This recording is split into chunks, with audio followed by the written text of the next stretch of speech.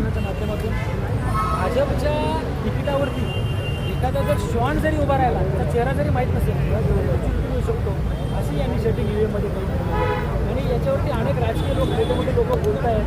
आज ह्या प्रकारचं जर देशामध्ये घटना घडत असली तर आमच्या महिला भगिनी उपोषणाला बसले तुमच्याकडे शासनाकडे निर्णय नाही आहे तुम्ही याच्यासाठी निर्णय घेतला पाहिजे ना. मराठी बाहेर आम्ही निषेध करतो मराठी बसला त्याचा देखील मोर्चा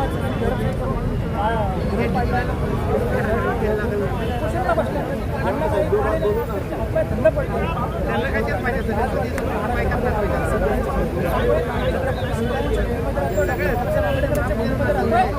या संतांच्या महापुरुषांच्या बहिणी असं बसायला ह्या लाडक्या बहिणी हो एकनाथ शिंदे साहेब फडणवीस साहेब या लाडक्या बहिणी असे तुम्ही हाल करताय.